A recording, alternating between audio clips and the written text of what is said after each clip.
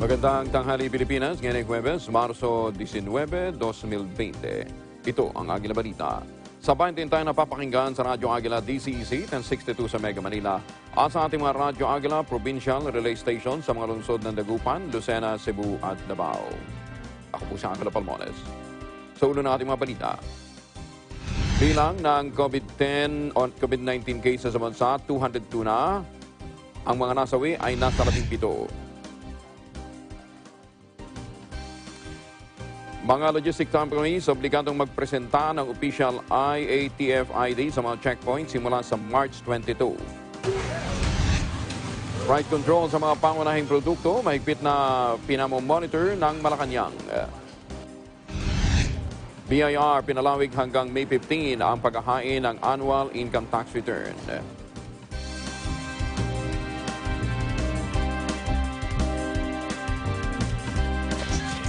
Radyo Agila.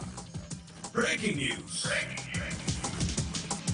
Sa detalye natin mga balita, Secretary Duque naka-home quarantine. May report si Madeline Moratillo. Kinumpirma ni DOH Undersecretary Maria Rosario Bergere na nakasailalim ngayon sa home quarantine si DOH Secretary Francisco III. Ayon kay Bergere, nagpa-test na rin ang kalihim para sa coronavirus disease 2019. Sa ngayon, asymptomatic o wala namang sintomas pang nakikita sa kalihim. Pero ayon kay Bergere, asthmatic at hypertensive si Duque. Sa ngayon ay naka-work from home anya ang kalihim. Matatandaan na una ng kinumpirma ng DOH na isang direktor nila ang nagpositibo sa COVID-19. Para sa Eagle News, Madeline Villar Moratillo, we live in interesting times.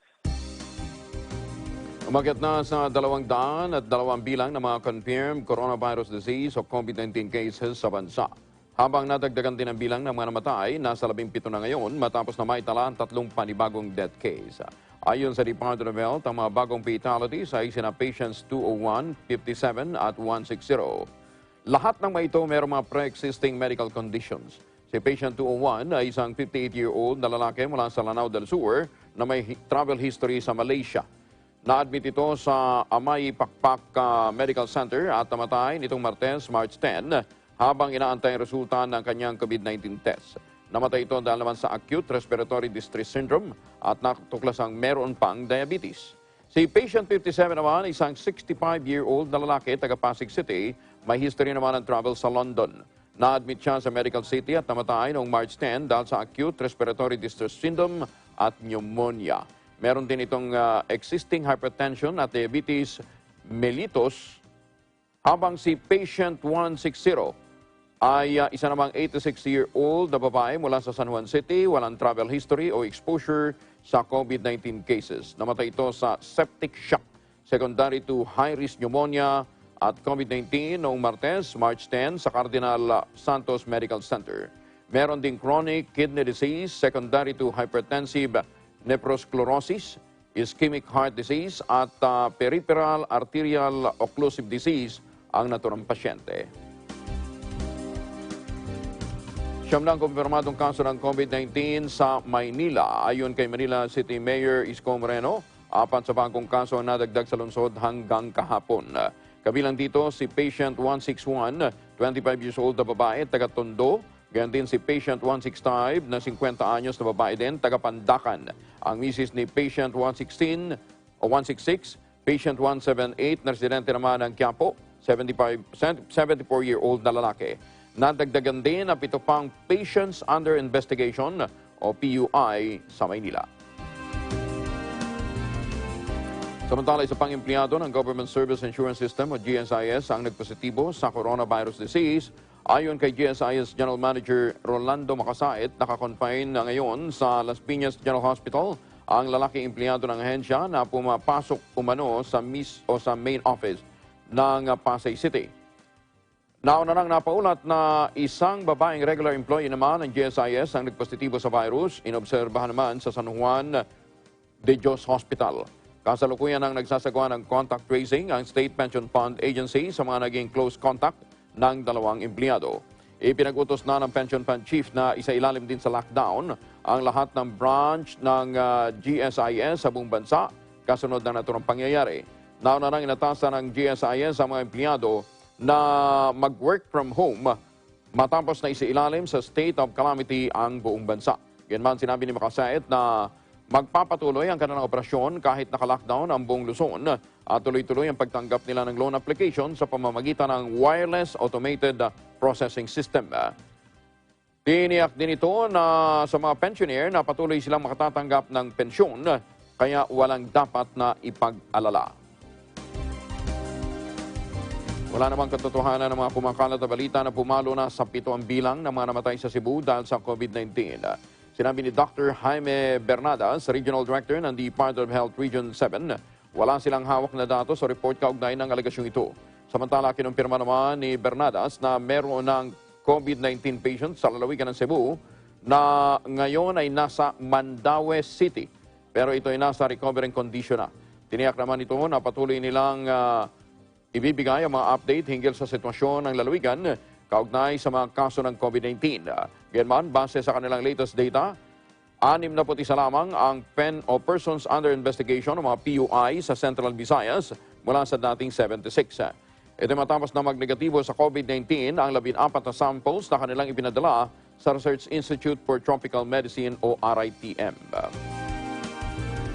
Wala pang COVID-19 positive sa Valenzuela City. Ito naman ang inihayag ni Valenzuela City Mayor Rex Gatchalian, bagamat meron silang mga persons under investigation at persons under monitoring at ito'y patuloy nilang minomonitor. Nagsasagawa na rin sila ng contact tracing. Dagdag pa rito, kung sakali anyang merong magpositibo, handa naman anya lokal na pamahalaan ng Valenzuela sa pangunguna ng kanilang epidemiology team na kumpleto na rin ang gamit. Inaayos na ng Valenzuela City Government ang food box o mga food vouchers para naman sa apektadong pamilya kaugnay ng umiiral na enhanced community quarantine. Sinabi ni Valenzuela City Mayor Rex Gatchalian, by next week, may pagkakaloob na ang mga kaukulang tulong. Food vouchers ang ipagkakaloob sa mga apektadong pamilya na nasa 75,000. Ang magiging sistema ay i-claim ang food vouchers sa mga grocery store na nakausap na ng lokal na pamahalaan. Ang box ay naglalaman ng bigas, sardinas, noodles, luncheon meat, corned beef, na sapat naman para sa 1 linggo para sa 5 miyembro ng pamilya.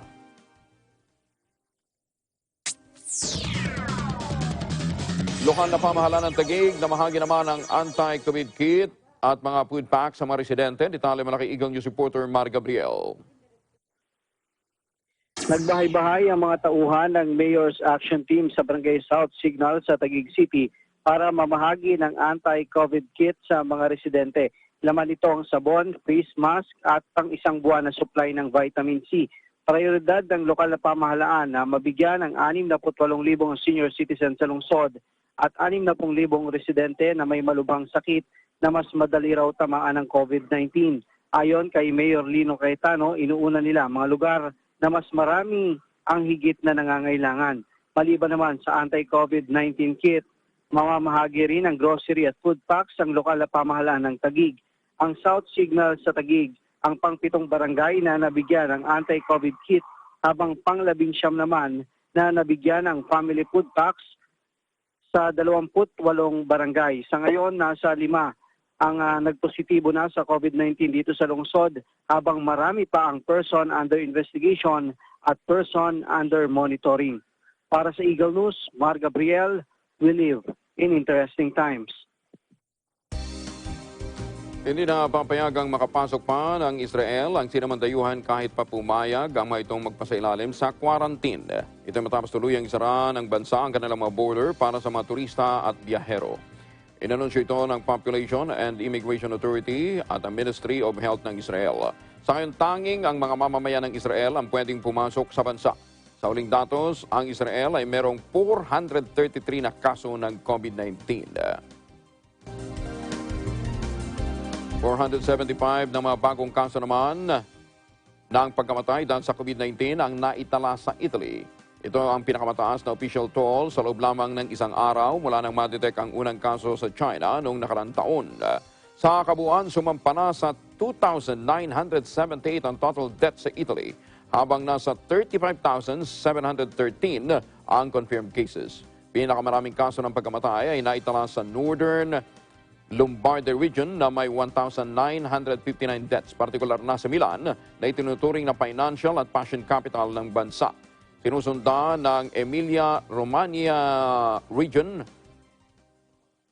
o Bologna na may 458 fatalities.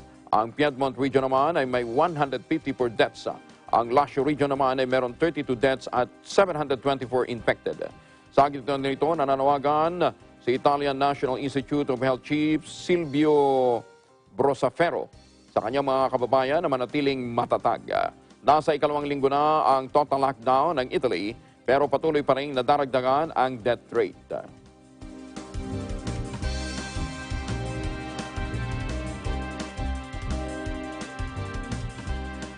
Samantala, kasama natin ngayon si nating Undersecretary Tim Orbos ng Department of Transportation.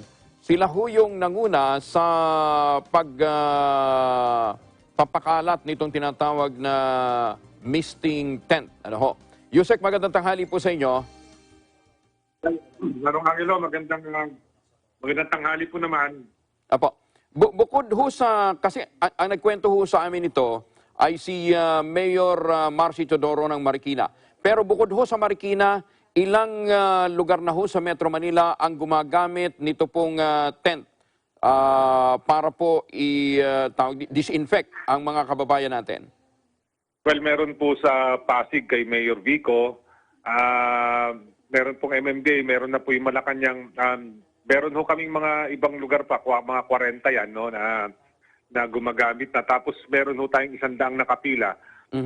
Siyempre, gusto nga nating mas madami pa sana at ginagawan ho namin ng paraan na kung ano hong natitirang mga supplies dito ngayon na available, ayun po gagamitin natin. Alam mo, magaling naman ang Pilipino sa remedyo. Magagawan ho natin ng paraan yan. Imported to, attorney?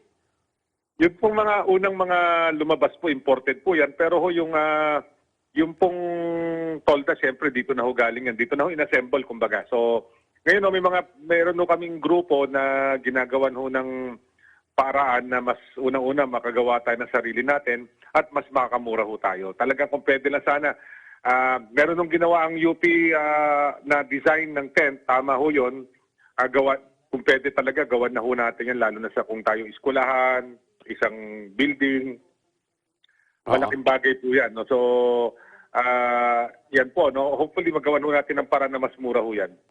Attorney, paano nyo na-develop tong programang ito? Alam ko, December pa, inumpisahan na ninyo nung nag-uumpisang pumutok ang problema sa China. Opo, Manong Angelo, medyo siguro matatawag nyo kaming, kasama ko po yung anak ko dyan na nag-umpisang pag-isipan ulat ito. Siguro paranoid kami, pero talagang inisip na namin na kung may ganyan na isang sakit sa tatama sa atin, may hirapan tayo. At in fact, in-approach ko rin ng mga ibang nasa gobyerno tungkol dito. Siyempre ho, nung panahon na yon, wala pa naman ho yung alarma na ganyan. Kaya lang po naghanda na kami. Kinakabahan na ako dahil medyo malaki na rin ho yung investment ko dun sa pag-research yan, sa pag-assemble. Pero salamat naman po sa Diyos na nakahanda po tayo nung pumutok po itong problema sa atin. Mukhang ang Iglesia ni Cristo isa na sa mga nag-avail ng mga technology ninyo, Attorney Tim. Ay, opo, oo nga ho. Pero alam niyo, siyempre ho, papasalamat ho ako sa kanila na binigyan ho tayo ng pagtitiwala po sa ating ginawa. At madami po ang iba.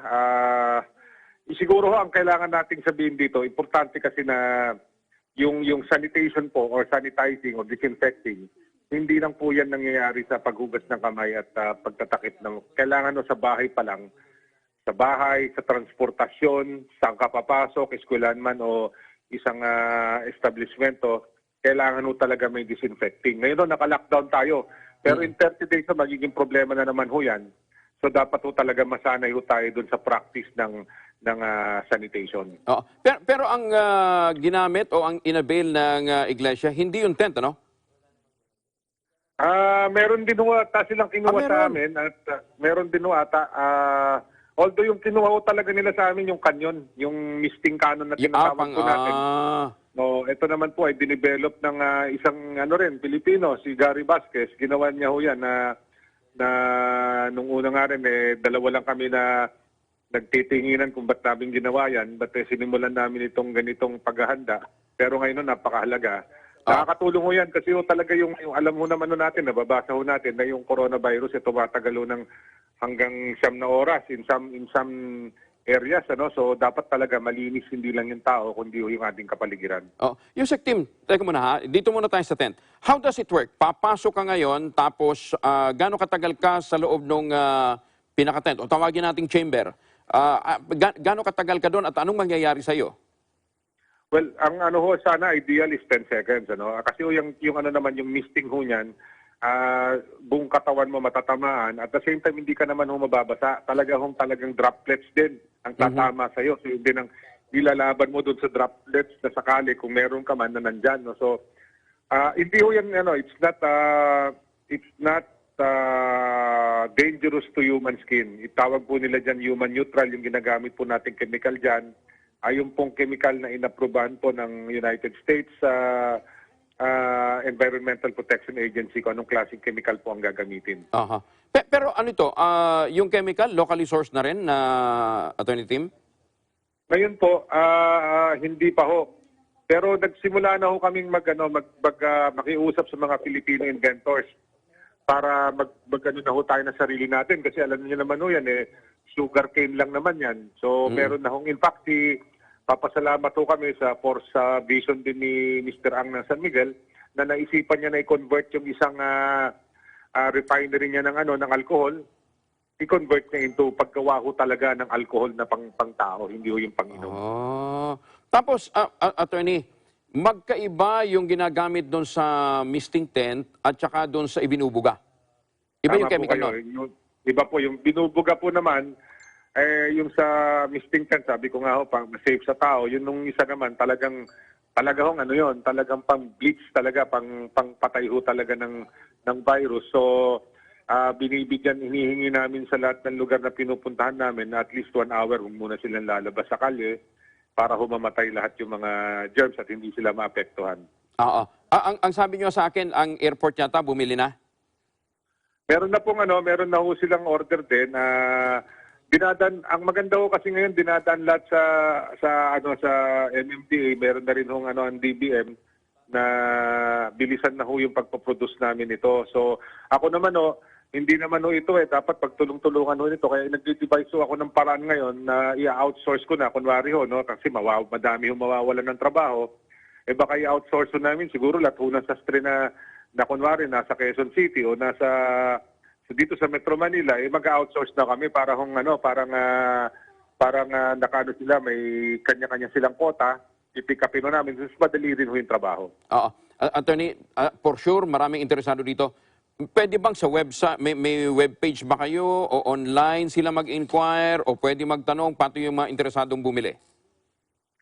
Meron po. Siguro nakalimutan ko yung hotline number namin. Pasensya na mo kayo. Pero siguro dun sa Facebook page ko, sa yung personal page ko, kung pwede nyo bisitahin minsan, mag-drop po lang kayo ng message sa akin. Sumasagot naman ho ako. Team Orbos, yung Team Orbos po, sa Facebook po. Team Orbos, yun yung Facebook page. Okay. What about yung Visayas at Mindanao? Alam naman natin na hindi lang ganito kaikli itong problemang ito. At sana naman, wag nang kumalat pa. Although may mga kaso na rin doon. Paano makaka-avail yung mga nasa Visayas at Mindanao ng mga LGU? Yusek? Handa po kami Manong Angelo, handa po kami makipag-partner sa sino mga private entity na gusto rin gawin ito o kaya LGU po na gustong gawin ito. Handa naman kami na ibigay sa kanila yung aming teknolohiya kung saan po nila kukunin yung mga chemical. Nag-uusap na rin po kami ng isang grupo rin na kung saan po we will try to disseminate po yung mismong ginagawa namin sa ibang probinsya. Meron po sa mga aeroplano, so baka po in the next few weeks or in the next few days, iikot na kami para dalhin po itong ganitong practice sa ibang lugar dahil ayaw man natin isipin, siyempre kung kumalat dyan, hindi rin handa yung mga kababayan natin. Pero pwede daw bang mag-request ng pagpapabuga? Halimbawa, isang community o isang subdivision, pwede daw bang mag-request na puntahan ng, ano ba tawag mo doon sa bumubuga na yon? Misting canon po. Misting canon? Misting canon. Pwede ba? Pwede. ano lang, siyempre nakaschedule sa dami ho ng ginagawa namin. Pero magandang balita po naman, meron na hong mga kaibigan ako dito na nag-develop na sila ng local talaga na, no? Na ganyan. Kasi yan ho naman local yung ginagamit namin, no? Pero mas maano ho yung mga iba na talagang local yung gagamitin at ang tingin ho namin dito, makakaproduce kami ng siguro 5 every 2 weeks ng ganyan. Oo. Ano bang oras best na mag-operate ito? Umaga o tanghali o gabi? Kasi inaabot na kayo kuminsan ng madaling araw o ang pagkakaalam ko, nag-iikot kayo. Okay naman ho yung nung una ho gabi kasi siyempre ho, nung bago nung lockdown, siyempre pumapasok pa yung mga ibang kababayan natin. Ngayon po na lockdown na, the whole day ho, tsaka the whole night, talaga hong tatlong shift ho kami. At iniingatan ko rin yung mga tao natin, mga kasama ko po sa field, mga 200 na ho rin ho sila, na mag-shifting na rin sila at i-disinfect nila yung mga sarili nila every after operation. Okay. Ayokong tanungin kung magkano yung pagpapabuga, ano ha? Pero saan sila pwede tumawag to inquire and to schedule at yung iba pa hong mga programang inire-ready ninyo para dito sa kampanyang ito, Yusek? Wala po sa akin yung number. Siguro po, text na lang nila ho ako puntahan ho nila ako sa Facebook page ko. Ako naman ay sumasagot lahat ko sa Messenger. I-Messenger lang po nila ako. At definitely sasagot po ako at sasagot. Sige, okay. Basta Team Orbos, yun na lang punta nila. Pati sa Messenger, yun ang hahanapin, ano? Opo. TIM, baka ibang spelling pa ilagay ninyo. TIMORBOS. Team Orbos. Opo. Ayan, okay. Opo. Yusek, maraming salamat. Good luck. At sana nga po. Oo, for sure, yung mga LGU natin ay nag-iintay na makarating din kayo sa kanilang mga lugar. Lalong-lalo na doon sa mga alam nilang may mga may mga increasing cases na ng mga PUI. Tuturuan po natin ang mga LGUs kung paano ito labanan. Ano po to? Mananalo po tayo sa gerang to basta pagtulong-tulungan po natin. Maraming salamat po, Yusek. At tawag din ho kami from time to time, ha? Ingat. Opo, salamat po. Si dating Undersecretary Tim Orbos ng Department of Transportation. Masasabing adjusted na ang maraming Pilipino sa ipinatutupad na hakbang kaugnay naman ng Enhanced Community Quarantine. Itong obserbasyon ni Interior and Local Government Secretary Eduardo Anyo. Sinabi ni Anyo na malinaw na ang mga patakaran at tinaasahan sa masusunod na araw, mas magiging maayos pa lalo pangat nabawasan na rin ang mga pinahintulutang magbiyahe. Bagamat total lockdown ang ipinatutupad, may mga exemption pa rin para sa mga pangunahing pangangailangan para makaagapay sa krisis. Sinabi pa nito na ang mga barangay kapitan ang dapat na magpatupad ng lockdown. Ilang barangay naman sa Maynila, naka-lockdown na rin bilang pag-iingat sa COVID-19. Detalye mula kay Eagle News reporter Madeline Villar Morotilio. Ilang barangay na rin sa Quiapo sa Maynila ang naka-lockdown bilang pag-iingat laban sa coronavirus disease 2019. Kabilang rito ang barangay 307 at 308 na nasa zone 30. Ilang sa mga kilalang lugar sa barangay na ito na madalas puntahan ng ating mga kababayan noong normal pa ang sitwasyon ay ang mga kalye ng Raon, Evangelista, Carriedo, Avenida at bahagi ng Quezon Boulevard. Ang mga lugar na ito ay kilalang bilihan kasi ng mga electronics, appliances, sound system, karaoke at iba pa. Dahil naka-lockdown ang mga tindahan dito, kahit bangko sarado rin. Meron ding nakapaskil na lockdown, do not entry at no ID, no entry sa entry point ng mga kalsada na ito. Ayon kay Barangay 307 Chairman Johnny De La Cruz, para matulungan naman na apekto ang residente, mamamahagi sila ng 5 kilo ng bigas sa bawat pamilya sa barangay. Hanggang makakaya, gagawin ito kada linggo hanggang sa matapos ang Enhanced Community Quarantine. Namamahagi na rin ang mga face mask para sa mga tanod na nag-iikot naman para matiyak na mapatupad ang lockdown at maging ang curfew. Para sa Eagle News, Madeline Villar Morotilio, we live in interesting times. Patungo na sa total lockdown ang ipinatutupad sa buong lalawigan ng Cavite. Ayon kay Cavite Governor Jun B. Cremulya, restricted na ang movement nila sa lalawigan maliban sa export processing zone at mga establishmentong may kaugnayan sa supply ng pagkain at mga gamot. Strictly observed na rin ang kanilang curfew at sinisita ang lahat ng mga naglalakad sa kalye. Sarado ang lahat ng mga mall at iba pang matanggapan sa probinsya. Ayon sa gobernador, ang pagiging pinakamaliit ng Cavite at pinakamasikip na probinsya sa buong mga LGU ng Pilipinas ang nagbunsod sa kanya para isailalim sa total lockdown ang lalawigan. Napakapanganib kasi na Cavite sa lahat ng LGU na lalawigan sa buong Pilipinas. Kami ang isa sa pinakamaliit pero pinakamasikip. Ang chances of transmission sa amin ay mas mataas kaysa iba. Kaya higpit kami sa movement ng tao kasi mas delikado dito sa Cavite. Nilinaw naman ni Remulla na pwede namang lumabas ng bahay kung magtutungo lamang sa mga tindahan, palengke, healthcare center at mga butika. Pero kung palaboy-laboy lamang, sisitahin at pauuwiin sa kanilang mga tahanan. Pinapayagang mag-operate lamang sa lalawigan ang mga grocery, mga supermarket at mga butika, bangko at pawn shop. Isa lamang ang dapat na sakay ng tricycle. Suspendid ang biyahe ng mga passenger jeepney. Pinapayagan lamang ay mga short distance trip. Hindi na rin papapasukin sa lalawigan ang mga bisita maliban sa mga official business sa kanilang export zone. Pero papayagan pa rin dumaan sa Cavite ang mga delivery ng mga goods na papuntang Metro Manila. Epektibo ang lockdown sa Cavite simula pa noong Martes, March 10. Pakiusap naman ng gobernador sa kanyang mga nasasakupan, sumunod na lamang sa mga ipinatutupad ng mga panuntunan para sa kaligtasan ng lahat. Kung pwede sumunod tayo sa lockdown, itong next 2 weeks ay napaka-critical para hindi lang para sa Cavite kundi para sa buong Pilipinas. Ginagawa ho namin to para sa inyo. Hindi ho to kahit ano pa man, wala akong makikinabang dito kundi kayo kung sumunod ko kayo.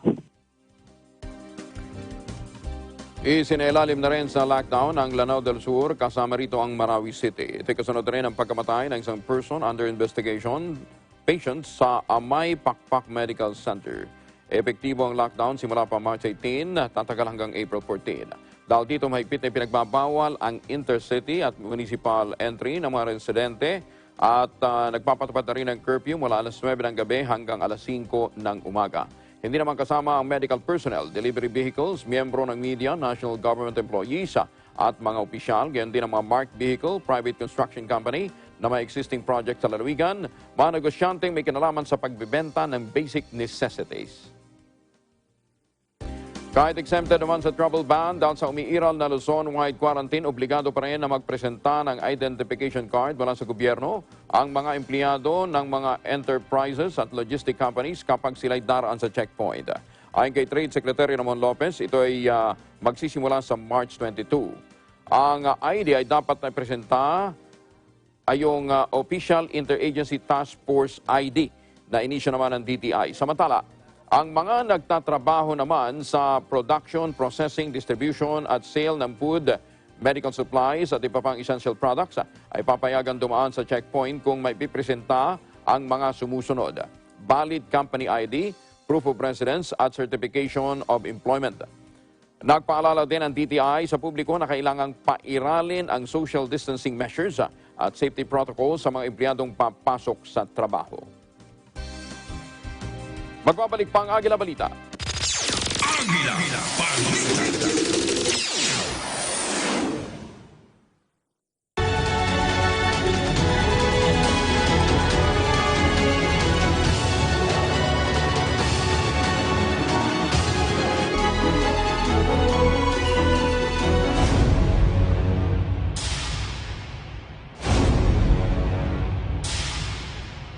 ASEAN in Focus.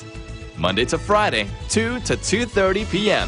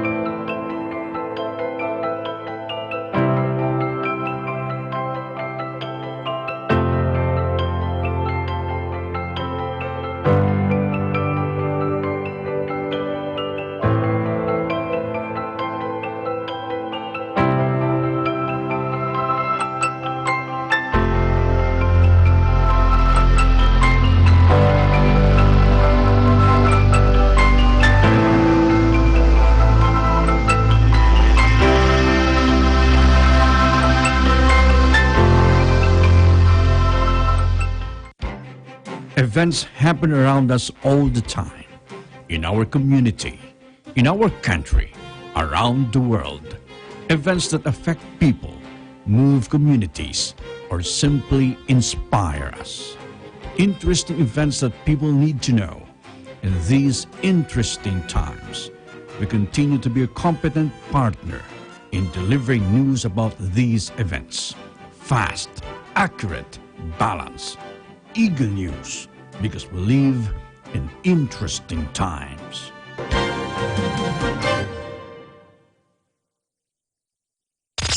Agila, Balita. Balik tayo sa mga balita, makatatanggap ang Pilipinas ng mga test kit at iba pang medical supplies galing China.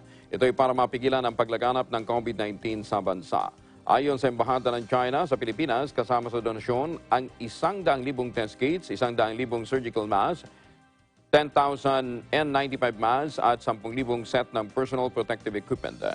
Nakikipag-ugnay na rin naman ang Chinese Embassy sa Department of Health ng Pilipinas para sa agarang turnover ng mga donasyon. Kailangan mo nang makapasa sa validation ang test kit sa pagtukoy ng COVID-19 na ginawa ng mga scientists mula sa University of the Philippines. Ito pinahayag ni Food and Drug Administration Director General Eric Domingo. Sinabi ni Dr. Domingo na kailangan masiguro ang effectivity ng test kit para matukoy ang bisa nito sa COVID-19 virus. Kapag nakapasa ang resulta ng pagsusuri, ay saka naman magdedesisyon ang FDA kung pwedeng gamitin ang test kit sa pagtukoy ng virus. Dagdag pa ni Domingo, hinihintay pa rin nila ang resulta ng validation at kapag ito'y ready na, ay pwede na itong i-market. Supply ng canned meat products sa tagal ng 60 araw ayon sa Philippine Association of Meat Processors Incorporated o PAMPI. Publiko pinapayuhang huwag mag-panic buying at hoarding. Detalye mula kay Eden Santos. Tiniyak ngayon ng Philippine Association of Meat Processors Incorporated o PAMPI na stable ng mga canned meat products. Ayon kay Jerome Ong, Vice President ng PAMPI, sa isinagawang inventory ng mga canned meat manufacturers sa bansa, tatagal pa ng 60 days ang supply ng mga dilata batay sa normal demand ng publiko. Dagdag pa ni Ong na mayroon din 30 days inventory ang mga planta habang 15 hanggang 30 days inventory naman sa distributors at retailers. Pero paalala ng PAMPI sa publiko, iwasan ang mag-panic buying at hoarding. Sinabi ni Ong na ito na ang posibleng maging dahilan upang mabilis na maubos ang stocks. Nananawagan naman sa gobyerno si Ong na siya ring president ng Food Sphere Incorporated na tulad ng mga health workers at iba pang frontliners na isama sa exception ng mga empleyado ng iba't ibang manufacturing companies. Hiling din nila na sana ay resolbahin ng gobyerno ang problema sa logistics dahil hinaharang ang mga shuttle at trucks na nagtatransport ng kanilang mga empleyado at raw materials. Para sa Eagle News, Eden Santos, IM1 with 25. Price control sa mga panayang bilihin. Mahigpit na pinamomonitor ng Malacanang sa DTI, DA at Department of Health. Detalye mula kay Eagle News reporter Vic Samintak. Inatasan ng Malacanang ang Department of Trade and Industry, Department of Agriculture at Department of Health na mahigpit na ipatupad ang pagmomonitor sa presyo ng mga bilihin na sakop ng price control. Sinabi ni Secretary to the Cabinet Carlo Alexei Nograles na batay sa umiiral na Luzon-wide Enhanced Community Quarantine, mananatili sa dating presyo mga basic commodities kasama ng mga medical supplies. Ayon kay Nograles, kinakailangan na higpitan ng DTI, DA at DOH ang pagmumonitor sa presyo ng mga controlled commodities para hindi pagsamantalahan ng mga tiwaling negosyante.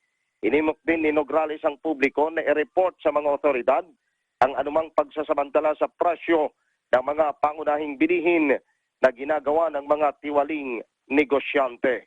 Para sa Eagle News, Vic Samintak, we live in interesting time.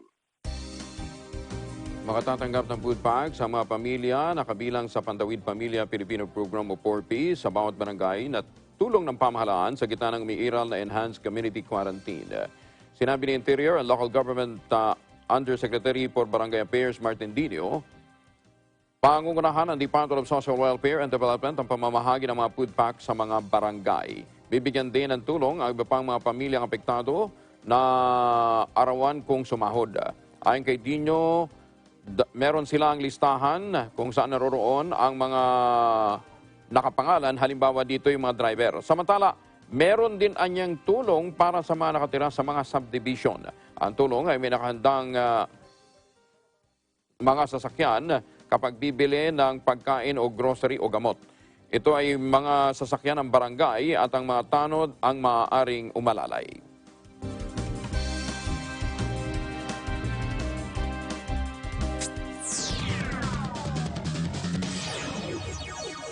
Ilang malalaking negosyo sa bansa nangakong ibibigay ang full salary ng kanilang mga empleyado sa panahon ng Enhanced Community Quarantine ayon naman sa Department of Labor and Employment. Detalye mo na kay Eagle News reporter Madeline Villar Moratilio. Kinumpirma ng Department of Labor and Employment na ilang malalaking kumpanya sa bansa ang magkakatanggap pa rin ng sweldo ang kanilang mga empleyado sa buong panahon ng Enhanced Community Quarantine. Ayon kay Labor Secretary Sylvester III, ang Aboitiz, Ayala, ICTSI Solar Group, JG Summit, Jollibee, Lucian, Metro Pacific, MVP Group, San Miguel Corporation, SM at Udena Group of Companies ay nangako na ibibigay ng buo ang kanilang sweldo ng kanilang mga empleyado. Hindi rin kailangan gamitin ng kanilang mga empleyado ang kanilang available credits at ibibigay pa ng advance ang kanilang 13th o 14th month pay at maging iba pang financial relief. Nagpasalamat naman si Belio sa mga kumpanya nito dahil sa pagtulong sa kanilang mga empleyado sa panahon ng krisis. Kasi ito ang mapipas si Belio sa iba pang kumpanya o employer na wag naman sanang maging option ang retrenchment ng mga empleyado. Maraming empleyado ang nais makapasok sa trabaho. Ang problema, wala lang silang masakyan at pinagbabawalan pang makalabas sa bahay kasunod ng quarantine.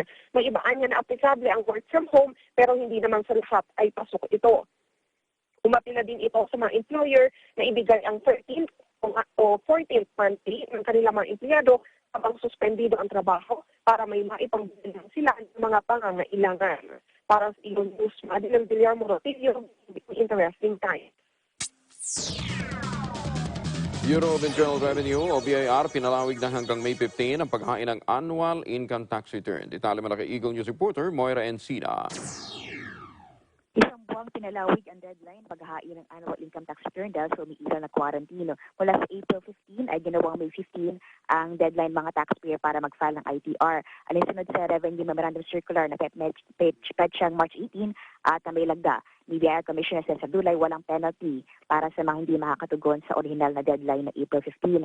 Ang nasabing emergency measure ay para makaagapay sa mga Pinoy taxpayers na hindi makapaghahanda at hain ng kanilang mga ITR documents dahil sa umiiral na quarantine at sa skeletal workforce arrangement. Gayunman, nanawagan pa rin ng gobyerno sa iba na handa ng i-file ng kanilang ITR bago o sa April 15 na gawin na ito para matulungan din ang gobyerno Duterte na makakalap ng pondo para sa paglaban sa COVID-19.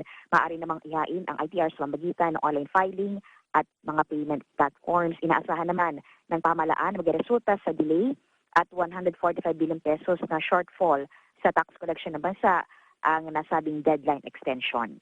Para sa Eagle News, Maureen Sina, we live in interesting times. Gobyerno, ipinapagamit ang calamity fund sa ilalim ng 2021 Internal Revenue Allotment. Detalye naman mula kay Eagle News reporter Charo Gregorio.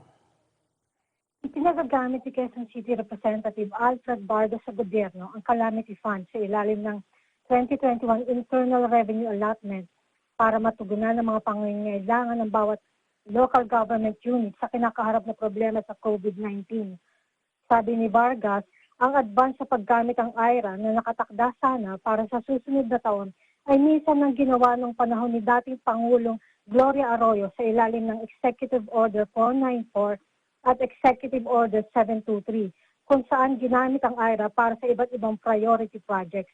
Kung magagamit ang bahagi ng pondo ng IRA sa 2021, ay makatutulong ito sa mga LGUs para matugunan ang kanilang pangangailangan medikal para makontain ang virus. Gamutan para sa mga pasyente magpo-positibo sa sakit, gayon din ang karagdagang basic social services.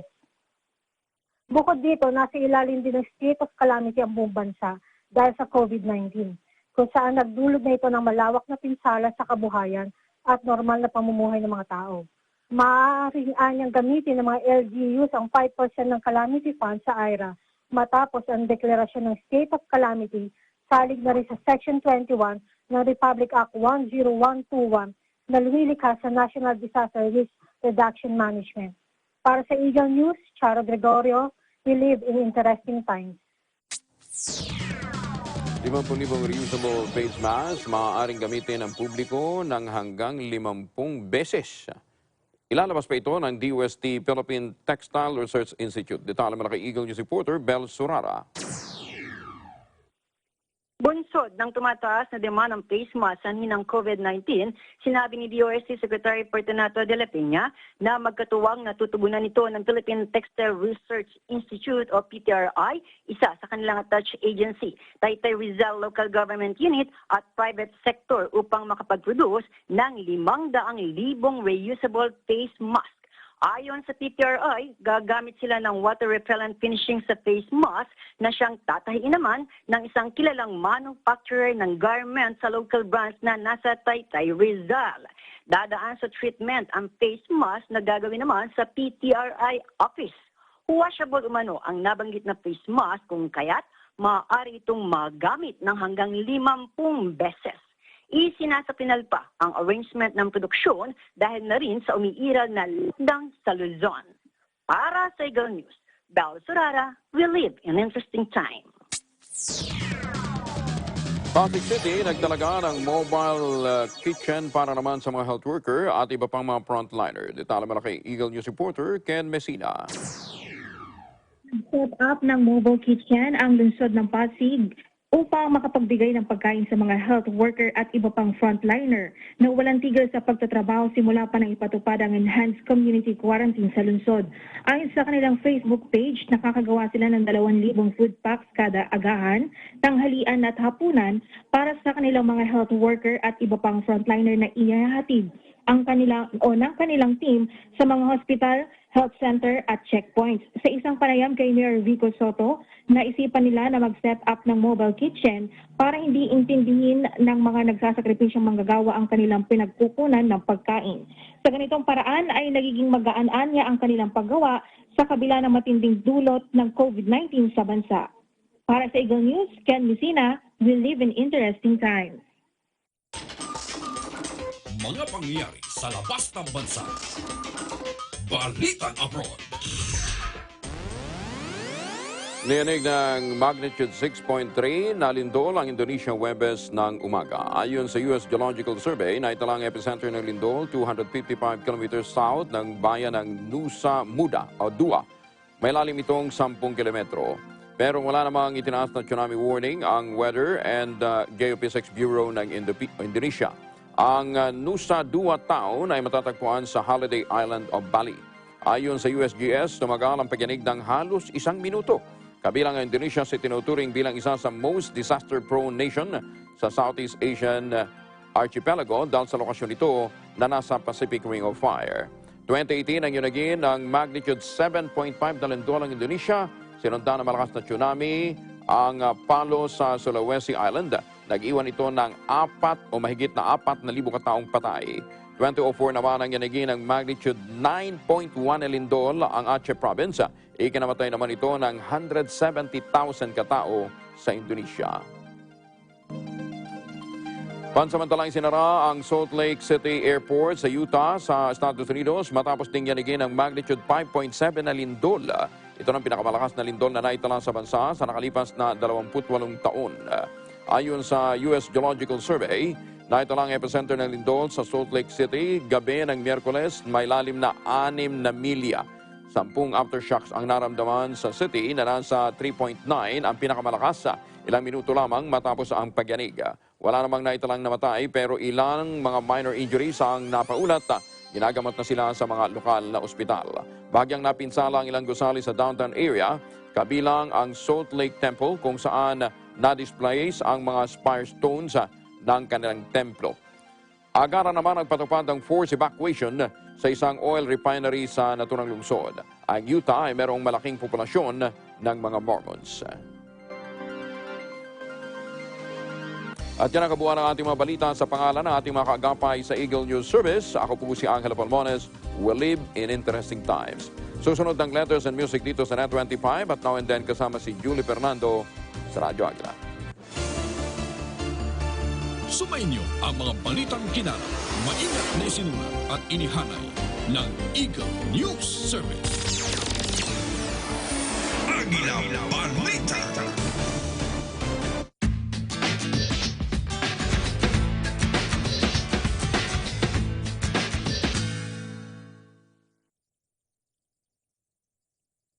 COVID-19 is an infectious disease caused by a new coronavirus introduced to humans for the first time.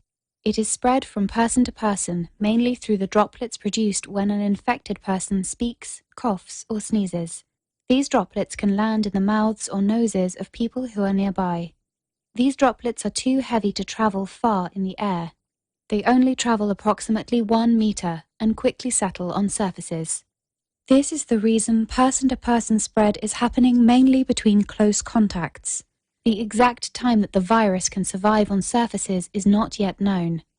So it is wise to clean surfaces regularly, particularly in the vicinity of people infected with COVID-19.